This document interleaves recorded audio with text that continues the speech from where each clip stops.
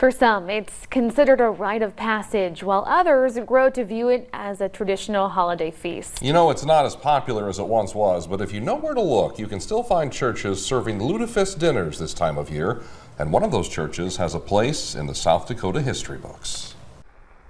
In this part of Union County, near Elk Point, most of the roads are gravel, but one of the few paved roads you do find will take you straight to St. Paul Lutheran Church. The history books say the first Lutheran congregation in Dakota Territory was formed here in 1863, 26 years before South Dakota statehood.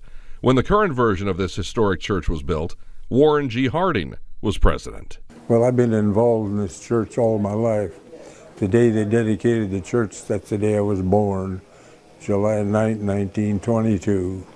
Burdette Hansen is 95 years old, and for decades on the first Friday in December, he has been here in St. Paul's basement, cutting up fish for the annual Lutefisk dinner. Draw it up tight. We get some up from Sioux City on the bus. They'd bring a bus load down. It's kind of a Norwegian dish. This is a big deal. People come from as far away as the Twin Cities so they can have some lutefisk, some potatoes, maybe some meatballs. We make a certain amount and pray to God that that's the right amount.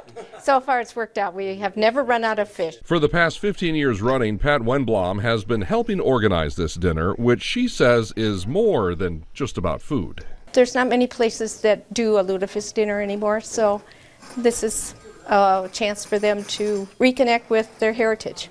And St. Paul Lutheran Church very nearly became one of those places. Before 2002, the church had discontinued its Lutefisk dinner. People just didn't seem as interested as they used to be. But then church members decided they needed to install an elevator for their older parishioners. Someone suggested a Lutefisk fundraising dinner. And every year since, more than 400 people come to Elk Point for this meal. It's a fish that goes very good. I don't want it every day, but it's a very good treat. And when the dinner resumed, Burdette Hansen picked up where he had left off. For years, his fish-cutting partner was his friend Amos Edom, but Amos died in 1991.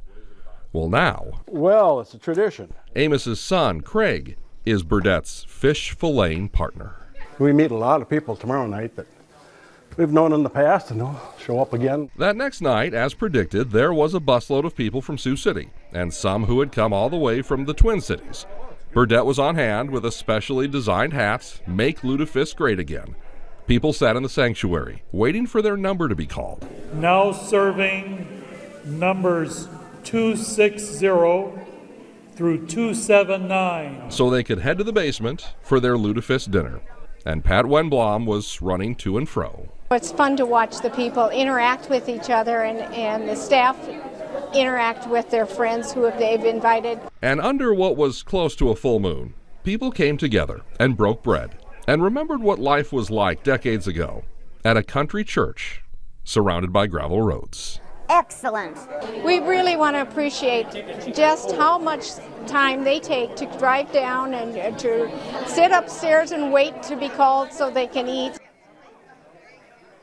Now, that big dinner was held this past Saturday, and the final number shows close to 400 people were served once again this year. That seems like a really special tradition. Yeah. And a lot of fish. Yeah, and it's one of those really old country churches. It's literally like church, gravel roads, fields. Yeah, but that's what makes it special and unique. Yeah, it's really, awesome. really cool.